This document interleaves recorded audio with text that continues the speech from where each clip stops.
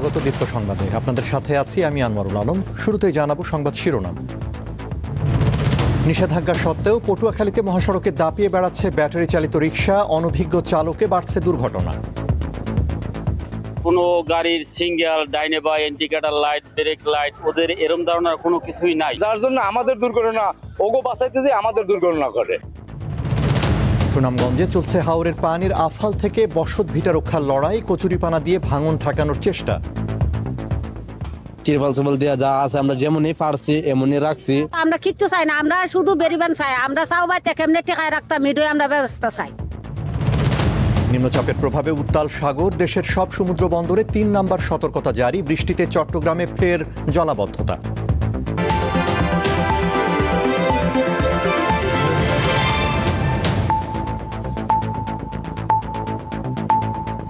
বিস্তারিত।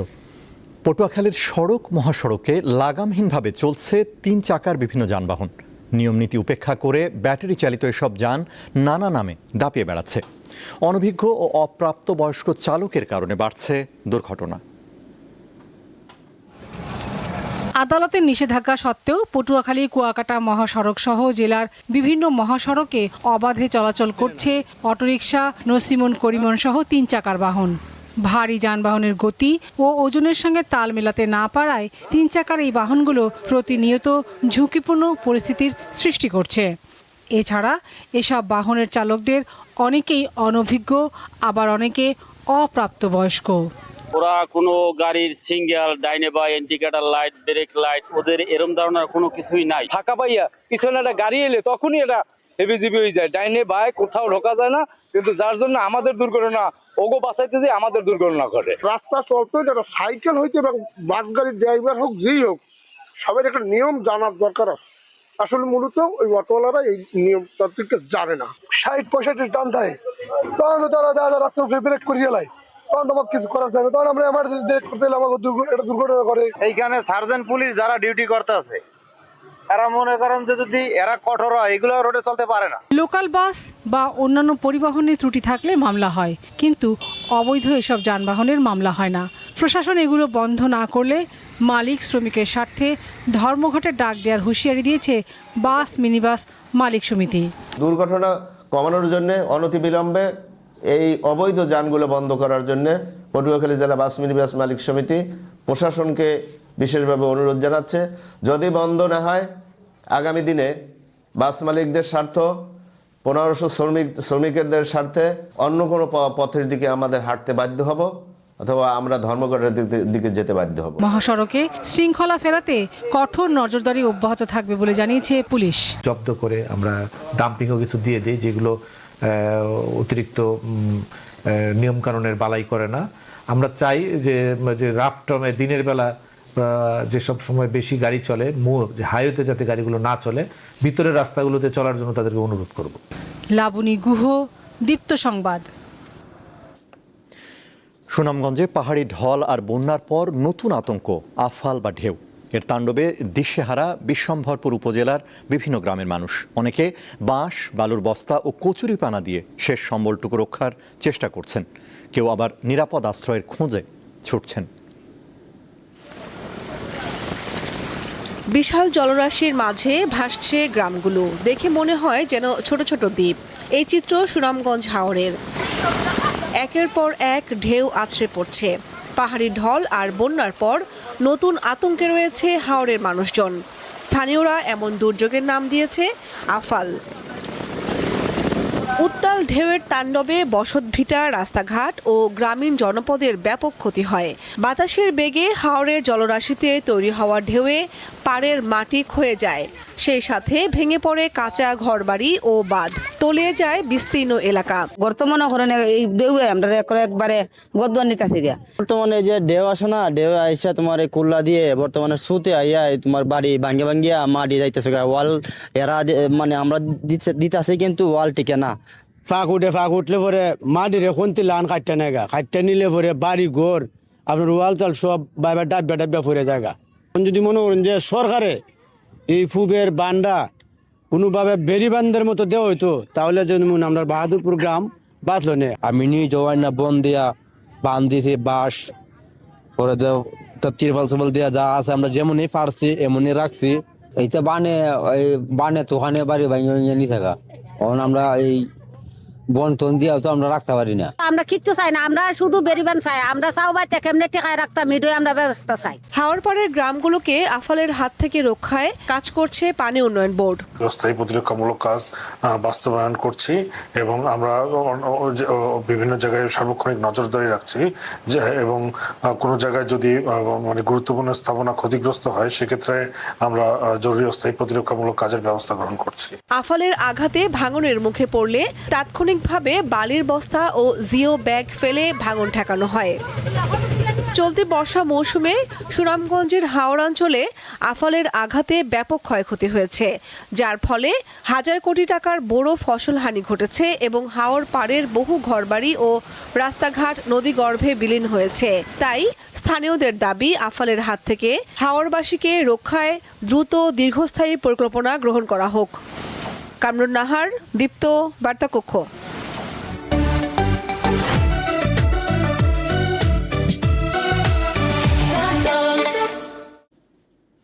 এবার একটি বিশেষ ব্র্যান্ড আপডেট। বন্ধুদের জন্য এলো নতুন খবর। আরও স্ট্রং নেটওয়ার্ক আর বেস্ট অফার্স নিয়ে এয়ারটেল এখন সার্কেল, অর্থাৎ বন্ধুদের সঙ্গে কানেক্টেড থাকা, আড্ডা আর যোগাযোগ সব কিছুই এখন আরও সহজ, আরও জমজমাট। আর এই সার্কেলের সবচেয়ে পরিচিত পরিচয় বন্ধুদের সেই 016 নাম্বার। হ্যাঁ, খবরটি একদম নিশ্চিত, বন্ধুদের 016 এখন সার্কেল।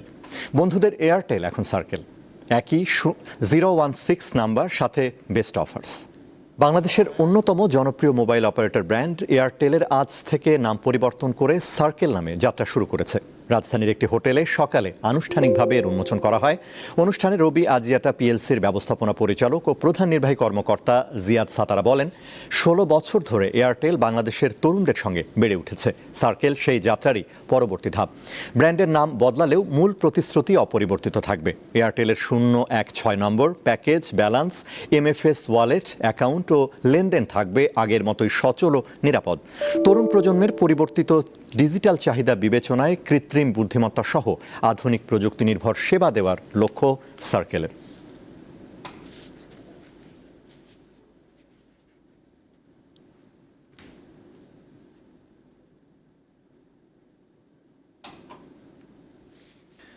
উত্তর পশ্চিম বঙ্গোপসাগর ও তৎসংলগ্ন উপকূলীয় এলাকায় অবস্থানরত লঘুচাপটি ঘনীভূত হয়ে মৌসুমী নিম্নচাপ আকারে অবস্থান করছে। এটি আরও উত্তর পশ্চিম দিকে অগ্রসর হতে পারে। এর প্রভাবে বন্দর উপকূলীয় এলাকার উপর দিয়ে ঝোড়ো হাওয়া বয়ে যেতে পারে। দেশের সব সমুদ্র বন্দরকে 3 নাম্বার স্থানীয় সতর্ক সংকেত দেখাতে বলেছে আবহাওয়া অফিস। এরই মধ্যে মংলা বন্দরে আকাশ মেঘাচ্ছন্ন, বৃষ্টিপাত অব্যাহত রয়েছে। পশুর নদীতে জোয়ারের পানি স্বাভাবিকের চেয়েও কিছুটা বৃদ্ধি পেয়েছে। পটুয়াখালীতেও সকাল থেকে বিভিন্ন স্থানে থেমে থেমে বৃষ্টি চলছে। মৌসুমী নিম্নচাপের প্রভাবে সাগর উত্তাল হয়ে ওঠায় সম্ভাব্য দুর্ঘটনা ও প্রাণহানি এড়াতে মাছ ধরার ট্রলার ও বাণিজ্যিক নৌযান পাঠানো বন্ধ রাখার নির্দেশ দিয়েছে বরগুনার পাথরঘাটা কোস্টগার্ড। আবহাওয়া অধিদপ্তরের পরবর্তী নির্দেশ না দেওয়া পর্যন্ত এই নিষেধাজ্ঞা বহাল থাকবে। এবারে কেওয়াই স্টিল চট্টগ্রাম সংবাদ।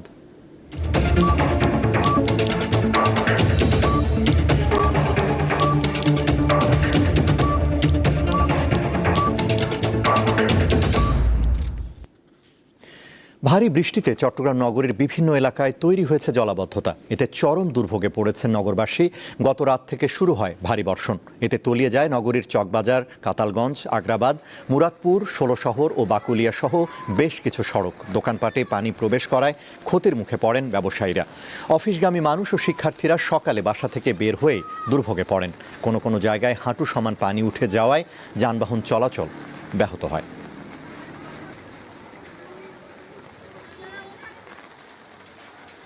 মৌসুমী নিম্নচাপের কারণে উপকূলীয় জেলায় বৈরী আবহাওয়া বিরাজ করছে। কক্সবাজার থেকে যুক্ত আছেন আমাদের সহকর্মী হারুনুর রশিদ। চলে যাচ্ছি তার কাছে। হারুন, সৈকতে পর্যটকদের নিরাপত্তায় কি ধরনের ব্যবস্থা নেওয়া হয়েছে? আনোয়ার, আপনি জানেন যে গতকাল থেকে কক্সবাজারে ভারী বর্ষণ হচ্ছে। কারণ হলো কক্সবাজারের বঙ্গোপসাগর উপকূল দক্ষিণ পশ্চিমাঞ্চল এবং উপকূলীয় এলাকায় একটি সৃষ্ট লঘুচাপের কারণে এই ভারী বর্ষণটা হচ্ছে এবং সেই লঘুচাপটি আস্তে আস্তে নিম্নচাপে রূপান্তর হচ্ছে বলে আবহাওয়া অধিদপ্তর থেকে জানানো হয়েছে। আর আবহাওয়া অধিদপ্তর আরো জানিয়েছেন যে কক্সবাজারে এই ভারী বর্ষণে পাহাড় ধসের সংখ্যা রয়েছে এবং যেহেতু এই লঘুচাপের কারণে কক্সবাজারের যে সমুদ্র এলাকা এবং বড় বড় ঢেউ আশ্রয় পড়ছে, উপকূলে বেড়িবাঁধ গুলো ভেঙে যাচ্ছে এবং কয়েক ফুট উচ্চতায় এখন ঢেউ গুলো আশ্রয় পড়ছে।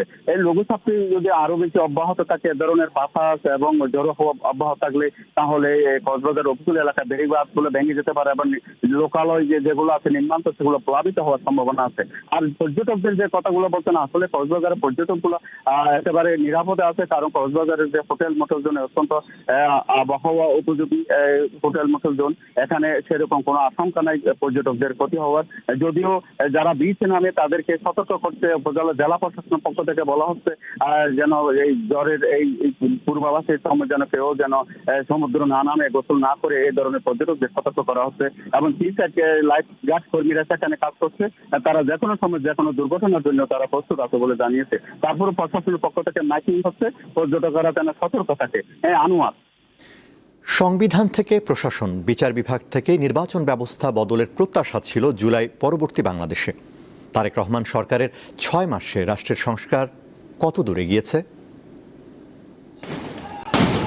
জুলাই গণ অভ্যুত্থানের পর রাষ্ট্র কাঠামোগত পরিবর্তনের দাবি সামনে আসে। এটি হয়ে ওঠে রাজনীতির অন্যতম প্রধান আলোচ্য বিষয়। ক্ষমতার পালাবদলের পর নতুন সরকারের কাছে স্বাভাবিকভাবেই প্রত্যাশা ছিল কিছুটা বেশি। সরকারেরও জবাবদিহিমূলক রাষ্ট্র গঠনের প্রতিশ্রুতি ছিল। বিএনপির 31 দফাতেও ছিল রাষ্ট্র সংস্কারের বিস্তারিত রূপরেখা। সরকারের 6 মাসের মূল্যায়নে সংস্কার, জবাবদিহি, প্রশাসনিক স্বচ্ছতা, অর্থনৈতিক স্থিতিশীলতা ও সামাজিক নিরাপত্তাকে অগ্রাধিকার দেওয়ার কথা বলা হচ্ছে। দলটির দাবি, প্রথম 6 মাসে তাদের নির্বাচনী ইশতেহার ও ঘোষিত কর্মসূচির অধিকাংশ অর্জিত হয়েছে। তবে ভিন্নমত রাজনীতি বিশ্লেষকদের।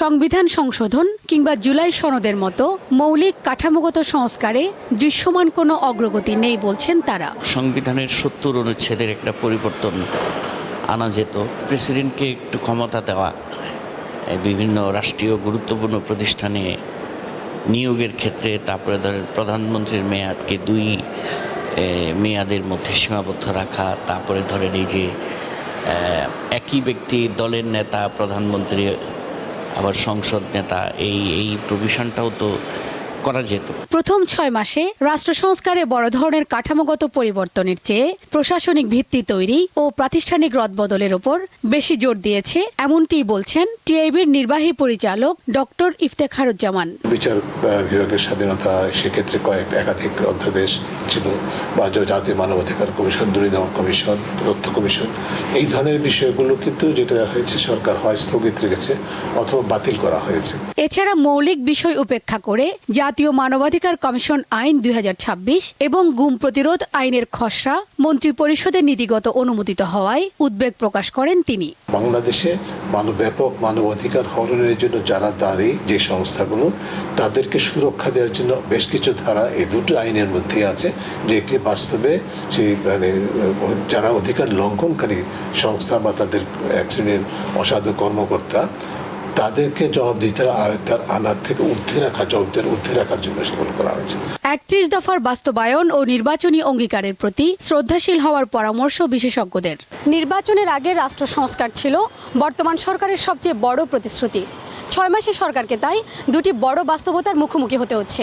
একদিকে অর্থনীতি ও জনকল্যাণে কিছু দৃশ্যমান উদ্যোগ, অন্যদিকে রাষ্ট্রের মৌলিক কাঠামো বদলের ক্ষেত্রে এখনও থেকে গেছে বড় প্রশ্ন।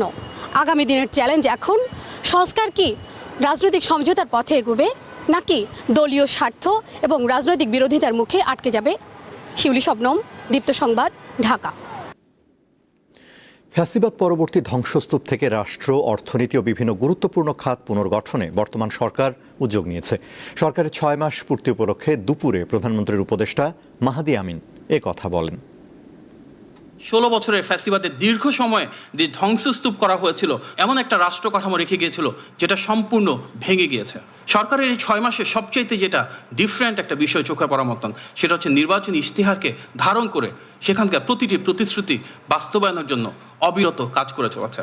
আমরা দেখেছি ভোট প্রদানের পর হাতের কালি শুকানোর আগেই নির্বাচনী ইশতেহারের কর্মসূচি বাস্তবায়ন শুরু হয়েছিল। মন্ত্রিসভার প্রথম যে বৈঠক, সেখানে অত্যন্ত স্বল্প সময়ের ভেতর সবার আগে যে নীতিটি কার্যকর করা হয়েছিল সেটি হচ্ছে কৃষক ভাইদের জন্য 10,000 টাকা পর্যন্ত সুদসহ ঋণ মওকুফ করা। প্রথম মন্ত্রিসভার বৈঠকে সেই অনুমোদিত সিদ্ধান্তের প্রেক্ষিতে প্রায় 13 লক্ষ কৃষক পরিবার সরাসরি সেই সুবিধা পেয়েছিলেন। জনগণের সে আস্থা এবং বিশ্বাসকে ধারণ করেই বর্তমানে আমাদের যে সরকার, সেটি বারবার জনগণের প্রতি, দেশের মানুষের প্রতি দায়িত্ব এবং দায়বদ্ধতা নিয়ে এগিয়ে চলেছে। শেখ হাসিনাকে ফিরিয়ে আনতে প্রয়োজনীয় আইনি প্রক্রিয়া শুরু হয়েছে বলে জানালেন আন্তর্জাতিক অপরাধ ট্রাইব্যুনালের চিফ প্রসিকিউটর আমিনুল ইসলাম। আজ সাংবাদিকদের তিনি বলেন, শেখ হাসিনা ভারতে কোন স্ট্যাটাসে আছেন বাংলাদেশ তা জানে না। আমরা আইনি লড়াই করে আনার জন্যই তো ইতিমধ্যে বাংলাদেশ সরকার ভারত সরকারের কাছে তারা আবেদন করেছে। যে আবেদনটা করেছে শেখ হাসিনাকে প্রত্যর্পণ করার জন্য যে আবেদন, এটা একটি আইনি প্রক্রিয়া। সেই আইনি প্রক্রিয়ার মধ্য দিয়ে তাকে আনার জন্য বাংলাদেশ সরকার প্রয়োজনীয় পদক্ষেপ নিয়েছে। আন্তর্জাতিক ইরান যুদ্ধে দক্ষিণ কোরিয়া পাশে না থাকায় দেশটির সঙ্গে যৌথ সামরিক মহড়া উল্লেখযোগ্যভাবে কমানোর ঘোষণা দিয়েছেন যুক্তরাষ্ট্রের প্রেসিডেন্ট ডোনাল্ড ট্রাম্প।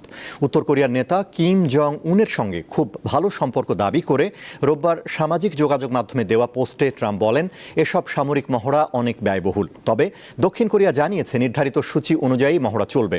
সোমবার থেকে বার্ষিক এই মহড়া শুরু হওয়ার কথা। এদিকে চলতি মাসেই জাতিসংঘ নিষিদ্ধ ব্যালিস্টিক ক্ষেপণাস্ত্রের পরীক্ষা চালিয়েছে উত্তর কোরিয়া। ভারতের পশ্চিমবঙ্গ রাজ্যের বীরভূম জেলায় একটি হোটেলে আগুন লেগে অন্তত 7 জনের মৃত্যু হয়েছে। দেশটির গণমাধ্যমের খবরে বলা হয়েছে, বীরভূমের মন্দির শহর তারাপীঠের একটি 5তলা হোটেলের নিচতলায় ভোর 4:30টার দিকে আগুনের সূত্রপাত হয়। তখন হোটেলের অধিকাংশ অতিথি ঘুমিয়ে থাকায় আগুন দ্রুত ছড়িয়ে পড়ে। এ ঘটনায় বেশ কয়েকজন আহত হন। খেলার খবর, আগামী মাসে বাংলাদেশের বিপক্ষে 3টি করে ওয়ানডে ও টেস্ট সিরিজ খেলতে ঢাকায় আসার কথা রয়েছে ভারতের। দ্বিপক্ষীয় সিরিজ নিয়ে এখনও চূড়ান্ত সিদ্ধান্ত আসেনি। তবে দুই দেশের ক্রিকেট বোর্ডের মধ্যে নিয়মিত যোগাযোগের পাশাপাশি কূটনৈতিক পর্যায়ে আলোচনা চলছে বলে জানান যুব ও ক্রীড়া প্রতিমন্ত্রী আমিনুল হক। খেলাধুলা সব কিছুর ঊর্ধ্বে। খেলাধুলার সাথে কখনোই আমরা রাজনৈতিক কোনো সম্পর্ককে জড়াতে চাই না। আমরা চাই যে খেলাধুলার মাধ্যমে যাতে দু দেশের সাথে একটি বন্ধুত্বপূর্ণ সম্পর্ক আমরা বজায় রেখে যাতে আমাদের ক্রিকেট, আমাদের সকল স্পোর্টসকে যাতে সমানভাবে আমরা এগিয়ে নিয়ে যেতে পারি, সে বিষয় নিয়ে আমাদের পররাষ্ট্র মন্ত্রণালয় তারা কাজ করছে। শেষ করব দীপ্ত সংবাদ, তার আগে সংবাদ শিরোনামগুলো জানাবো আরও একবার। নিষেধাজ্ঞা সত্ত্বেও পটুয়াখালীতে মহাসড়কের দাপিয়ে বেড়াচ্ছে ব্যাটারি চালিত রিকশা, অনভিজ্ঞ চালককে বাড়ছে দুর্ঘটনা। কোনো গাড়ির সিঙ্গেল ডাইনে বা ইন্ডিকেটর লাইট, ব্রেক লাইট, ওদের এরম ধরনের কোনো কিছুই নাই, যার জন্য আমাদের দুর্ঘটনা, ওগো বাঁচাইতে যে আমাদের দুর্ঘটনা ঘটে। সুনামগঞ্জে চলছে হাওরের পানির আফাল থেকে বসত ভিটা রক্ষার লড়াই, কচুরিপানা দিয়ে ভাঙন ঠেকানোর চেষ্টা। তিরপাল সুপাল দেওয়া যা আছে আমরা যেমনই পারছি এমনই রাখছি। আমরা কিচ্ছু চাই না, আমরা শুধু বেরিবান চাই। আমরা চাও বাচ্চা কেমনে টেকায় রাখতাম, এটাই আমরা ব্যবস্থা চাই।